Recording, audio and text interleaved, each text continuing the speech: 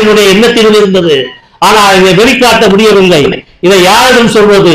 இந்த நிலத்தில் உள்ள யார் இருக்கிறார்கள் என்ற ஒரு பெரிய குறையை கண்டுபிடித்தவர் தான் நமது வாசு. உங்களை போன்றவர்கள் கருத்துக்களை கேட்டோம், உங்களை போன்றவர்கள் ஆலோசனைகளை கேட்டோம். அதன் வாயிலாக உருவாக்கப்பட்டதுதான் 19 ஆண்டுகளுக்கு முன்னாடி உருவாக்கப்பட்ட இந்த கோவில் பூசாரிகள் நலச்சங்கம். எதற்காக ஆரம்பிக்கப்பட்டது?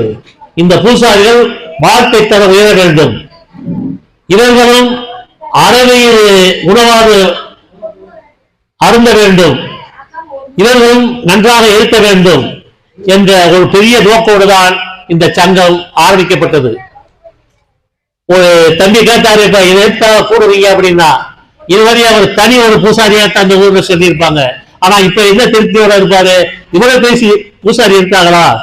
இது ஒரு சின்ன தவறு நடந்து விட்டது. நம்ம மாவட்ட செயலாளர்கிட்ட நான் தேதி குறித்து சொல்லும் போது, இது முகூர்த்த நாள் என்று பார்க்காமல் இது கொடுத்து விட்டார். இதனால 3000 பேர் 4000 பேர் கூட வேண்டிய இந்த கூட்டம் 4000 பேர் இருக்கிறார்கள்.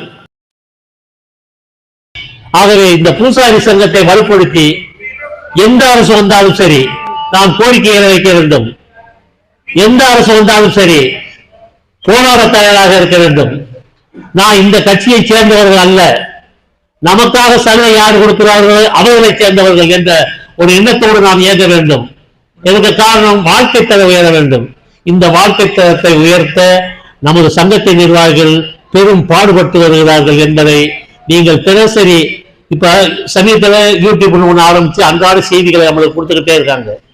நீங்க அன்றாட செல்லு நீங்க பாத்தீங்கன்னா தினசரி இதான் இருக்கு வேலையா. நான் கோயிலுக்கு போனாலும் போக மாட்டேன், இந்த வாசு எனக்காச்சும் ஒண்ணு பண்ணிக்கிட்டு எனக்காச்சும் ஒரு செய்தி அனுப்பிக்கிட்டு இருக்காரு அப்படிங்கிற செய்தி வந்துகிட்டே இருக்கு உங்களுக்கு. இதற்கெல்லாம் என்ன காரணம்? அவர்களுக்கு அந்த வேலை இல்லையா? அவர் ஒரு கோவில் பூசாரி. இங்கு இருக்கிறவர்கள் அனைவரும் கோவில் பூசாரிகள். நாம் அரசியல்வாதிகள் அல்ல. கோவில் பூசாரி பண்ணிட்டு தான் இவங்க வர்றாங்க. அப்ப பூசாரியை பற்றி அறியக்கூடிய தன்மை யாருக்கு தெரியும்? பூசாரிகளுக்கு தான் தெரியும். இதை உணர்ந்துதான் தினசரி ஒரு 10 நாள் இப்ப ஏதோ ஒரு அதுவும் பொது நோக்கத்தோடதான் பூசாரிகளுக்கு பயிற்சி அளிக்க வேண்டும் என்பதற்காகத்தான் ஒரு 10 நாள் தங்கிட்டாங்க. இல்லாத தினசரி அவர்கள் பிரயாணம் நடந்து கொண்டே இருக்கிறது. இங்கே சென்னையிலிருந்து குமரி வரை அனைத்து மாவட்டங்களுக்கு சென்று கொண்டிருக்கிறார்கள். தம்பி கேட்டது மாதிரி இந்த கூட்டம் போட்டா தான் பூசாரிகளுக்கு தெரியும்.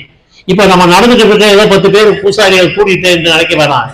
இந்த செய்தி நேற்றே இப்ப பொன்னாயித்துறையிலிருந்து என்கிட்ட கேட்டாங்க, ஐயா இருக்கிறது ராமநாதபுரம் மாவட்டத்துல 5000 பூசாரிகளுக்கு குறையாம இருக்கிறாங்க, ஆனால் நாங்கள் தகவல் அனுப்பி இருக்கிறோம், ஆனா வருவாங்க, எவ்வளவு பேர் வராங்கன்னு சொல்ல முடியாது, அப்ப வர்றது பார்த்துக்கிறோம்னா.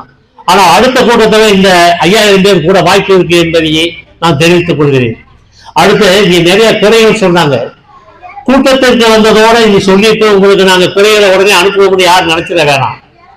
இங்க எழுத்தாளர்களுக்கெல்லாம் ஒரு தொண்டுகளை போட்டு உங்க பொறுப்பாளர்னு அறிவிச்சோம்னா அந்தந்த ஒன்றியத்தில் இவங்களை போய் நீங்க பார்த்து தொந்தரவு, வயசு 65 ஆயிடுச்சு, ஓய்வூதியம் போடுறது, யார்கிட்ட வாங்கணும்னு சொல்லி வாங்கி கொடுங்க. எங்களுக்கு ஒரு கால பூஜை என் கோயில் நல்லா சிறப்பா நடந்துகிட்டு இருக்கு, நல்லா தீவிரம் போட்டுக்கிட்டு இருக்கேன், ஆனா வழி இல்லை நானே பண்றேன் அப்படின்னு சொல்லி தகுதியான கோயில்கள் இருந்தா ஒரு கால பூஜை. இப்ப சமீபத்தில் கூட எல்லா கோயிலும் நான் தீர்மானத்தில் கூட தலைவர் கேட்கணும்னு சொன்னேன். அனைத்து கோயில்களையும் கட்டுப்பாட்டில் இல்லாத அனைத்து கோயில்களுமே ஒரு கால பூஜைகளை சேர்க்க சொல்லி தீர்மானம் போடுங்க அப்படின்லாம் சொல்லிட்டு தீர்மானத்தில் இப்ப வரும். அனைத்து பூசாரிகளுக்கும் சலுகை கிடைக்க வேண்டும் என்பதே எங்களுடைய நோக்கம். வாரிசுகளுக்கும் சலுகை கிடைக்க வேண்டியது என்பதை கேட்கும். அடுத்ததான் இப்ப நான் சொல்ல மறந்துட்டேன், நீங்க எல்லாரும் ஒற்றுமையாக சேர்ந்தால், நம்ம எல்லாரும் எதிர்பார்த்தால், இந்த நாடு எதிர்பார்த்தால், மக்கள் பரவலாக தீக்கரைகளை பேச ஆரம்பித்தால், பூசாரிகள் சங்கம் சங்கம் என்று பயங்கரமான தீர்மானங்கள்லாம் கொண்டு வரணும். அரசியல்ல கேட்கிறேன், ஒவ்வொரு சாதிக்கு இட ஒதுக்கீடுன்னு கேட்கிறேன். நாங்க அடுத்த தீர்மானத்தில் என்ன சொல்ல போறோம்னா, பூஜாரிகளுக்கும் 5% அரசாங்கத்தில் 100 பேர் எடுத்தாங்கன்னா வேலைக்கு 5 பேர் எங்க பூசாரி சர்டிபிகேட் வச்சு இந்த பூசாரி மகன்களுக்கு கொடுக்கணும் அப்படிங்கிற ஒரு தீர்மானத்தை கொண்டு வரலாம்னு நாங்க ஒரு ஆலோசனை இருக்கலாம். ஏன் அப்படின்னா இதெல்லாம் ஒரு பூசாரியினுடைய வளர்ச்சிக்காகத்தான் நாங்க பாடுபடுறோம். கோவில் இல்லாத ஊர்களே இல்லை. ஆகவே ஒரு ஊருக்கு கண்டிப்பா அரசியல் கட்சி இல்லாத ஊர் இருக்கலாம், கோவில் இல்லாத ஊர் இல்லை கண்டிப்பாக தெரியும். அதனால பென்ஷன் வாங்குறவன் தான் இந்த கூட்டத்துக்கு வரணும்னு தேவையில்லை. பூசாரியா இருந்த கூட தம்பி ஒருத்தர் யாரும் சொன்னாரு, எனக்கு பூசாரி பணிக்கு ஆர்டர் கொடுங்கன்னு.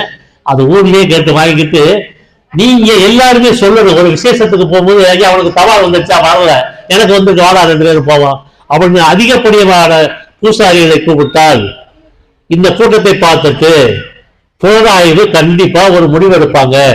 இது அரசாங்கத்துக்கு போகும், இது சாதாரண கூட்டம் இல்ல, இவர்கள் நிர்ணயித்தால் ஒரு பெரிய வலுவான ஒரு எதையும் உருவாக்கலாம். நான் கூட சமீபத்தில் சொன்னேன், நம்மளை காமிக்கிறதுக்காக வேண்டி தலைவர்கிட்ட கேட்டேன், மாசிகளில் வைத்து எல்லாரும் பூசாரி ஒரு கோரிக்கை வச்சுட்டு ஸ்ட்ரைக் பண்ணுவோமான்னு கேட்டேன். அப்பதானே மக்களுக்கு தெரியும் என்னடா ஸ்ட்ரைக் பண்றாங்க, நியாயமானது கேட்கிறாங்க. அவங்க அரசாங்கத்துல யாராருக்கோ கொடுக்குறா இந்த அரசாங்கம், சம்பந்தம் இல்லாம கொடுக்குறான். யாருக்கு அந்த கிராமத்தோடு செய்த இந்த பூசாரி கொடுத்தாங்கன்னு மக்கள் மத்தியில் பேசப்படணும் தான் நான் ஒரு செய்தியை சொன்னேன். அதை அடுத்த நிகழ்ச்சியில பார்த்துக்கோங்க. அடுத்த ஒரு விஷயம் சொல்ல வந்துட்டேன், நீங்க சொல்லித்தான் வரணும் இருக்கக்கூடாது. போராட்டம் என்று வாங்க வேண்டிய காலகட்டங்கள் வந்து போராடியும் வாங்க வேண்டும். ஆகவே பூசாரியும் போராட்டம் என்பதை இந்த கூட்டத்தின் வாயிலாக தெரிவித்துக் கொண்டு எனது உரையை முடித்து தலைவர் பேசுவார் என்று தெரிவித்துக் கொள்கிறேன். சில வழக்கங்கள் அவர்களுக்கு சொல்றோம்.